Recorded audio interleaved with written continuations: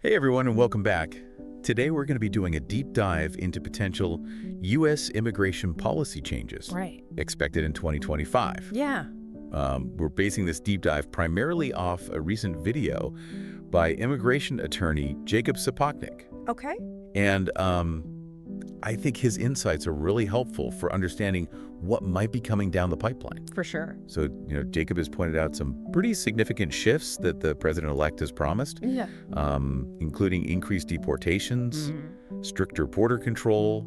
He even used the phrase halting immigration like we've never seen before. Oh, wow. So, Big claims. yeah, it's definitely complex stuff, but luckily we've got our expert here to guide us through it all. Happy to be here. So what are some of those critical areas listeners should be paying attention to, especially, in those first few days of the new administration? I think that looking back at previous policies can give us some clues about what might be coming. And based on those patterns, there are a couple of key areas that could see immediate changes. No. Okay. What Jacob refers to as day one changes. Got it. Day one changes. Exactly. Two of the most significant of these involve asylum. Okay. Yeah, asylum policies were a major focus during the last administration, weren't they? Absolutely. There were all sorts of new restrictions and changes. Yeah, and that's precisely why it's so crucial to understand how those previous changes might influence what happens next. Right. We saw policies like the travel bans and Title 42, which significantly restricted access to asylum at the border. Right. Title 42 specifically used the pandemic as justification for essentially barring asylum seekers from entering the U.S. Right. And for those who might not remember, Title 42 was incredibly controversial Definitely. because it was seen by many as using public health concerns to advance a restrictive immigration agenda. Yeah. So what could a potential resurgence of these types of policies mean for individuals who are already in the U.S. awaiting decisions on their asylum cases? Unfortunately, it could mean longer wait times. Oh, gosh. The asylum system was already facing a significant backlog. And any additional restrictions would likely exacerbate that problem, Right. leading to more delays and uncertainty for those seeking refuge in the U.S. That brings us to another policy from the previous administration that generated a lot of debate. The Remain in Mexico program, also known as MPP. Can you refresh our listeners' memory on what that entailed? Sure. So the MPP, or Remain in Mexico program, required asylum seekers to wait in Mexico while their cases were processed in U.S. immigration courts. Okay. This meant individuals seeking protection had to remain in often dangerous conditions, sometimes for extended periods while awaiting their hearings. Oh. Despite the controversy and legal challenges it faced, Yeah. there's a strong possibility we could see this program reinstated. So stricter asylum policies and the possible return of MPP Right. are two potential day one changes. Two big ones, yeah. Are there any other significant areas where we might see immediate shifts? Yes, there's one more I'd highlight. And it's particularly relevant for anyone planning to travel to or from the U.S. travel bans. Ah, yes, the travel bans. Yes, They caused quite a stir last time around. for sure. They were targeted at specific countries, right? That's correct. The previous administration implemented travel bans on citizens from several countries, most of which were Muslim-majority nations. Okay. While framed as national security measures, these bans drew sharp criticism for being discriminatory Yeah. and for causing significant disruptions to families, businesses, and academic institutions. And it's important to remember that these bans weren't limited to just immigrant visas. Right. They affected non-immigrant visas as well. Yeah, impacting tourists, students, and business travelers. So what should someone do if they're planning to travel to the U.S. or even renew a visa, especially if their country of origin was previously targeted by these bans? The key takeaway here is to be proactive. Okay. If you have any international travel plans, especially if they involve visa renewals or countries previously affected by the bans, it's crucial to start that process as soon as possible. Okay. Don't wait until the last minute because you might encounter unexpected delays or roadblocks if these restrictions are reinstated. So we've covered potential day one changes concerning asylum, the possibility of MPP's return, and the potential reintroduction of travel bans. Right. It seems like there's a lot to be aware of. There certainly is, and we haven't even touched on some of the longer-term policy shifts that might be in the works. Right. But before we move on to those, let's take a closer look at what these day one changes could mean for individuals and families on a practical level. Okay, let's do that. I'm particularly interested in understanding how these potential shifts might impact individuals seeking legal immigration. such as those applying for family-based visas or green cards. That's a crucial area to consider, Right. and one that often gets overshadowed by the focus on border security and asylum. Exactly. So let's shift our focus to those applying for green cards through family sponsorship or employment-based visas. Okay. What potential changes should they be watching out for? One area to pay close attention to is the public charge rule. Okay. Do you recall what that entails? I vaguely remember it having to do with the government wanting to ensure that immigrants can financially support themselves Yeah.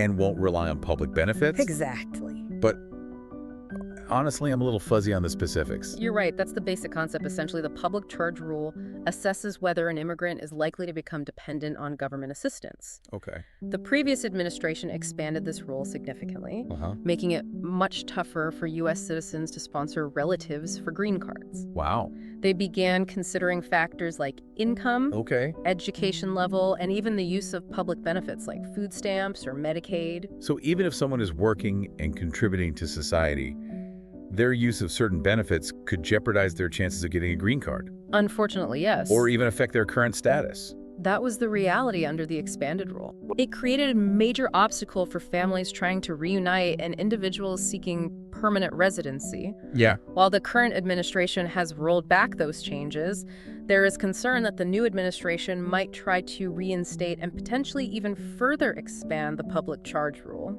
So that's definitely something to keep in mind for anyone considering family sponsorship. Absolutely. It sounds like acting sooner rather than later might be crucial in this case.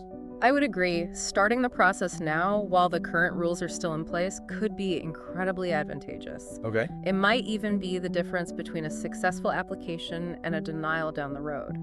Noted. Start those applications ASAP. Exactly. Okay, that's incredibly valuable insight. Wow. What's the last area we should be aware of as we wrap up our discussion of these initial potential changes? The final area, and perhaps the most difficult to predict in terms of specifics, is border policy and the potential for renewed family separations. Ah, yes. This was a particularly heartbreaking issue under the previous administration. The images of children being separated from their parents at the border sparked outrage and protests worldwide. Yes. It's a sensitive topic, but one that we can't ignore. Absolutely.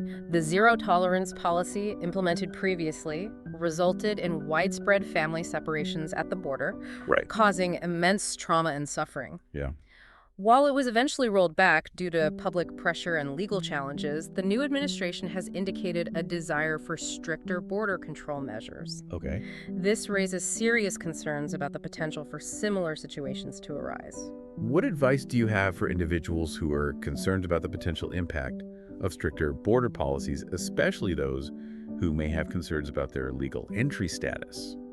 It's difficult to give specific advice without knowing individual circumstances. Sure. However, I would say that staying informed about any new developments in border policy is essential. Okay. And of course, if you have any specific concerns about your legal status or potential entry issues, consulting with an immigration attorney is always the most prudent course of action.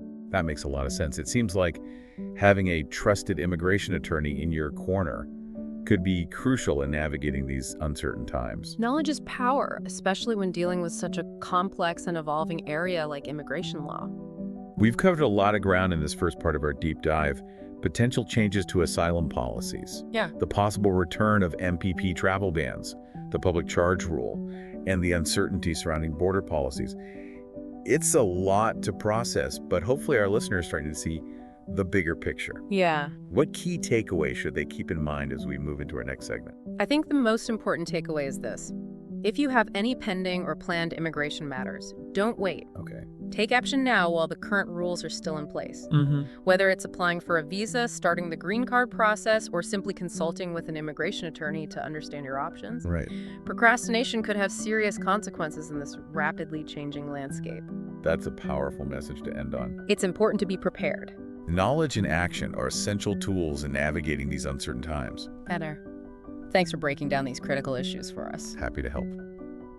Now let's take a quick break, and when we come back, we'll delve into some of the potential longer-term policy changes on the horizon. Don't go anywhere. Sounds good. Welcome back. I hope everyone had a chance to process all that, because there's a lot to unpack when it comes to potential immigration policy changes. And remember, we're exploring all this based on the insights of immigration attorney Jacob Sapoknik. Mm, It's important to remember that these are educated predictions, not certainties. right. But Jacob's expertise and analysis of past trends, make this information incredibly valuable. Absolutely. And as we discussed before the break, even seemingly small policy changes can have a ripple effect Yeah. throughout the entire immigration system. Right. So it's essential to understand the broader context Okay. and potential consequences, not just the immediate impacts.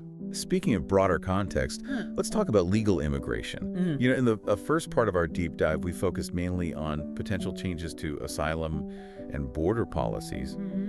But what about individuals who are trying to immigrate legally, maybe through family Right. or employment-based visas? Yeah. What potential changes should they be aware of?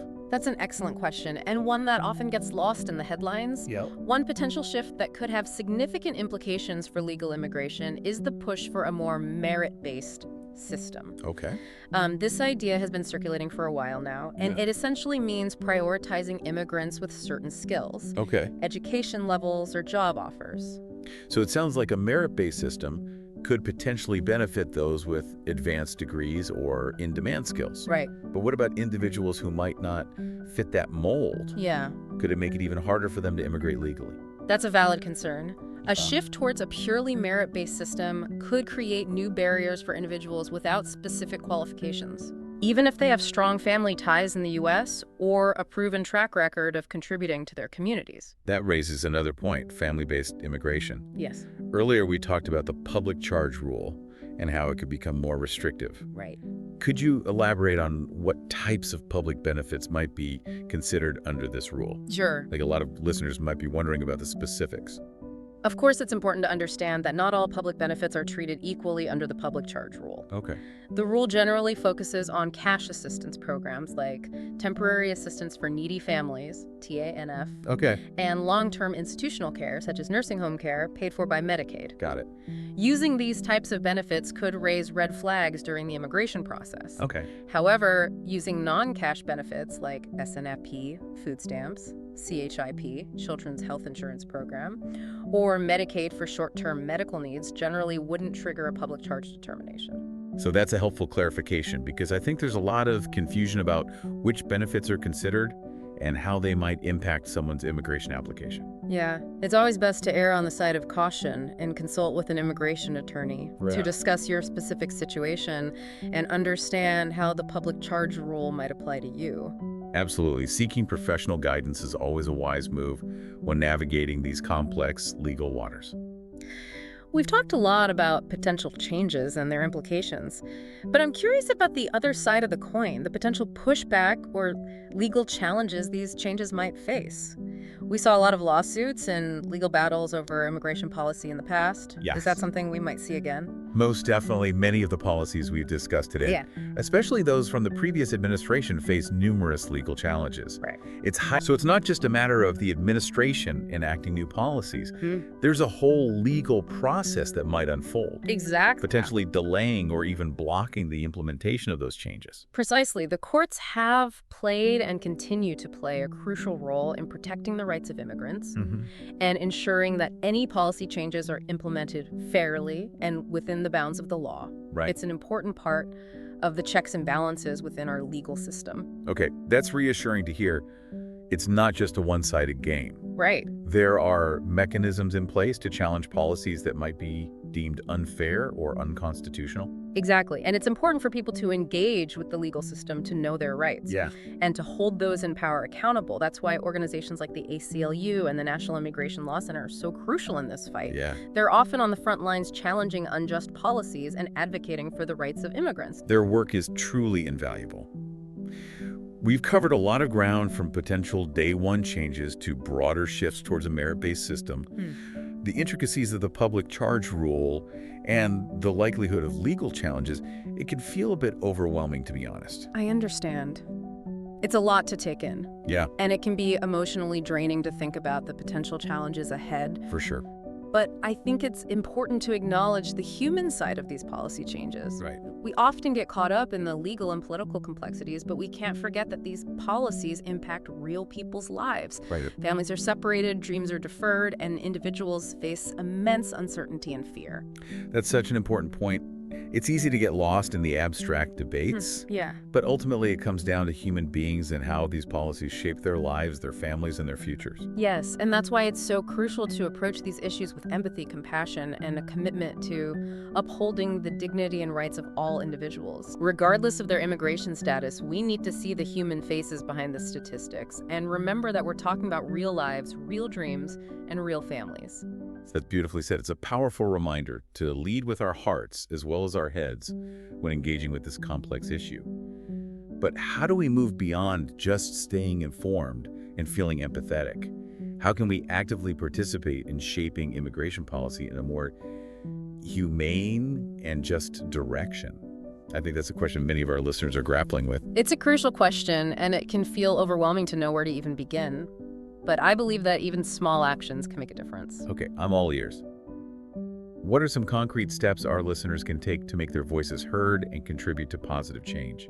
First and foremost, stay informed about local and national immigration issues. Oh, Don't just rely on social media or headlines. right. Dig deeper, explore different perspectives, and seek out reliable sources of information. That's solid advice. Yeah. It's all about being informed and discerning consumers of information, Exactly. especially in today's media landscape. Yeah. And once you're informed, connect with your elected officials. Okay. Write letters, make phone calls, attend town hall meetings, and let them know where you stand on immigration issues. Make sure your voice is heard and that they understand the concerns of their constituents. So it's about being proactive and making our voices heard in the political arena. Don't just sit on the sidelines, get involved and participate in the democratic process. Precisely. And don't underestimate the power of collective action. Join forces with others who share your concerns, support organizations working to advocate for immigrants' rights, and participate in peaceful protests or rallies to raise awareness. There's strength in numbers, right? Right. Find your tribe, your community, and work together to amplify your message and create a more powerful impact. Absolutely. And remember the power of storytelling. Yeah. Share the stories of immigrants, help humanize the often abstract debates about immigration policy, and amplify the voices of those directly impacted by these changes. Right. Stories have a way of breaking through the noise and connecting with people on a deeper level. They remind us that we're not just talking about numbers on policies. Right. We're talking about real people with real lives, real dreams, and real struggles. Yes, and don't forget about the impact of your everyday actions. Support immigrant-owned businesses. Volunteer your time to organizations that serve immigrants and be an ally in your daily life. Small acts of kindness and support can make a real difference. It's about creating a ripple effect of positive change, starting with our own actions and extending outwards into our communities and beyond. Precisely. Every action, no matter how small, can contribute to a more just and compassionate world. Remember, change doesn't happen overnight. Right. It's a marathon, not a sprint. But by staying engaged, informed, and committed, we can help shape a future where immigration is seen not as a threat, but as a source of strength and vitality for our nation. That's a powerful vision. A future where immigration is celebrated, not feared, where everyone, regardless of where they were born, has the opportunity to contribute and thrive now as we move into the final part of our deep dive. I'm curious to explore how we can shift from reacting to potential changes to proactively shaping the kind of immigration system we want to see. That's an excellent segue, and it leads us perfectly to our final thought-provoking question for our listener to ponder. Welcome back to our final segment. We've covered a lot of ground exploring potential changes to U.S. immigration policy in 2025 and what those shifts could mean for individuals and families, but rather than simply reacting to potential changes. Right. I'm curious to hear your thoughts on how we can proactively envision the immigration system Okay. we want to see. That's a fantastic point. Instead of just bracing for impact, we can use this moment to dream big and articulate our vision for a truly just and equitable immigration system. What would that look like to you? What values would it embody? That's a powerful question. It really shifts the focus from defense to creation. Instead of just trying to prevent negative outcomes, we can actively imagine and work towards the system we believe in. Absolutely. For me, a just immigration system would prioritize keeping families together. It would recognize the inherent dignity and worth of every individual, regardless of their birthplace or immigration status. I completely agree. Family unity is such a fundamental human value, and it should be at the heart of any immigration system. Right. What else comes to mind when you think about a system that reflects those values?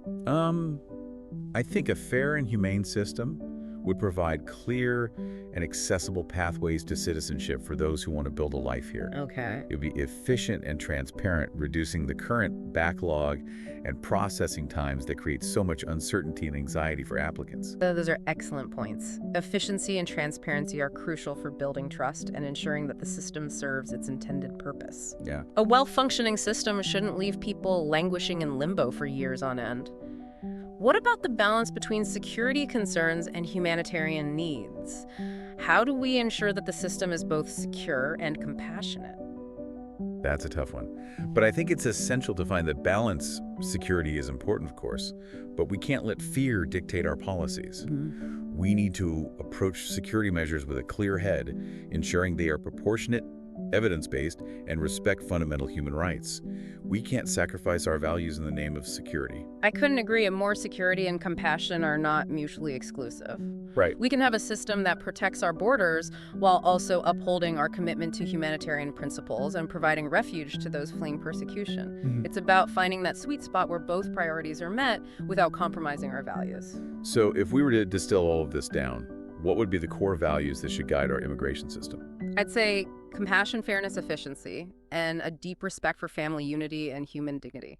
These values should be the foundation upon which any future changes or reforms are built.